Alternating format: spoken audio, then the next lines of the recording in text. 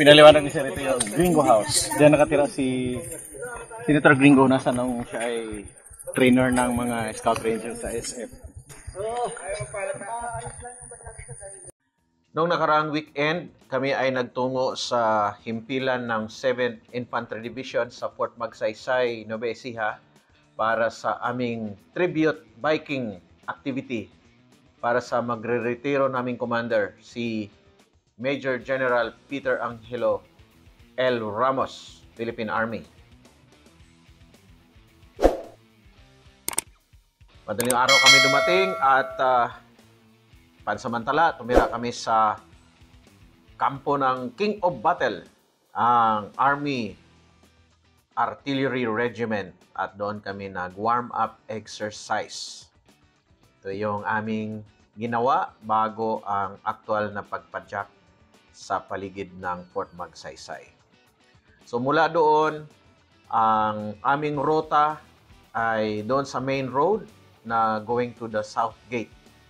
At ito ay actually nostalgic ride para sa aming dalawa ni Major General Ramos dahil ang kalsada na to, itong rota na ito ay naranasan naming tumakbo o kaya naglakad noong aming kabataan. Si General Ramos, ayon sa kanya, ay dito siya naghirap sa training noong siya ay nag-Scout Ranger noong 1988 at dito rin siya nag-SPOC o yung Special Forces course na kung saan ang mga platoon runs, mga team runs, yung land navigation exercises ay dito sa mga kalsada na ito. Ang kaibahan ngayon dito sa Benfeb Village, ito ay sa kasalukuyang Special Forces School, ay sementado na ang mga kalsada.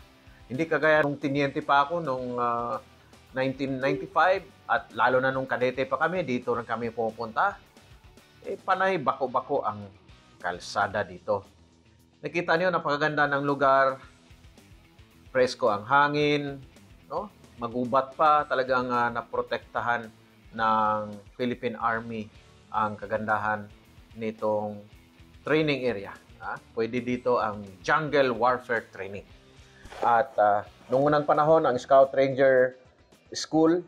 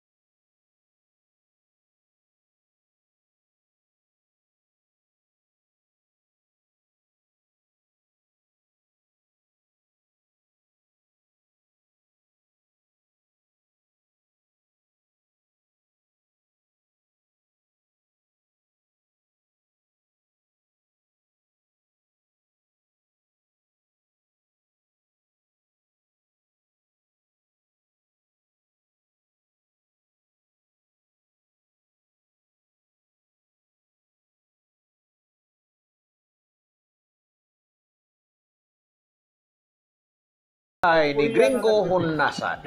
Pakinggan natin si Major General Ramos sa kanyang kwento. South Korea, dito nagtago. At alam niyo yung yung 8-2 division. AFBR, plano namin doon dito namin contingency yun. Kasi parang Bahay ni Gringo. Ikot siya. Maraming istorya na yun. May marker yan. From North Korea, From North Korea, paano naging tumawid ng South. Tapos, inuwa ng Kano, dito muna. Ilan sila din, Libo? O daan? Hindi, isa lang. Isang tao. Isang tao. Ang makasaysayan yung tapos si Gringo yan. Kaya Gringo hindi naman yun yung babae. Kasi may babae nag-defect eh. Ano yun eh. May marker yan eh. Diba? Landing ang Yung pinaliwanag ni Sir, ito yung Gringo House. Diyan nakatira si Senator Gringo nasa nung siya ay trainer ng mga Scout Rangers sa SF. Ang tawag noon ay Special Warfare Brigade. Parang katumbas ng Sokom. So, mula doon sa bahay ni Gringo, kami ay nagpa-picture para may remembrance kami. Bago naman kami ay naghahanda papunta dito sa baba. Meron na namang isa pang lugar na dapat ninyong mabisita kapag makapunta kayo dito.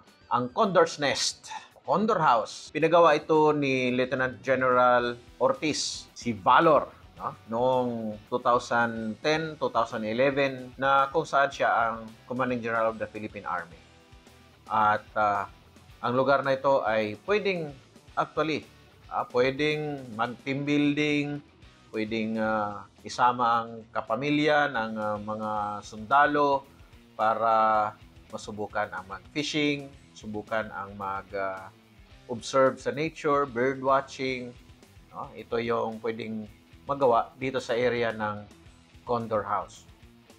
Tika, silipin kayo natin ano yung matatagpuan natin sa loob. Ito yung guest house dito, tinatawag na Condor House. Pag may mga bisita ang mga SF, ito mga dalaya. Ayos, no?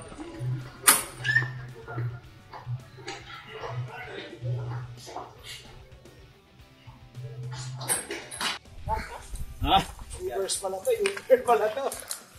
Kung sino makaakyat, yan ang poproblemahin. Dito magkaalaman sino ang sakalam. Dahil grabe ang tarik ng bundok na to. Matarik yung paakyat, pabalik doon sa bahay ni Senator Gringo. Yan, paakyat. Kaya ko kaya? Grabe ka tarik. Ang iba dyan naglalakad na lang eh. O, hindi na nila nakaya. Pero actually, kung tiisin mo lang at kung medyo kagaya ko na praktisado, kayang-kaya yan. Ang iba pa, ikis-ikis na, no? Nilapasan ko na si General Ramos. Primera! Power! Hanggang sa makarating sa Gringo House. So we are heading back to the Special Forces School at palabas na kami sa Benfe Village. Papunta naman kami doon sa direksyon ng Cordero Dam. Off-road na naman ang banat namin dito. Napakalawak ng Fort Magsaysay. Noong araw, aabot yan hanggang sa Dingalan, Aurora. Yung Gabaldon Town, part yan ng Fort Magsaysay Military Reservation.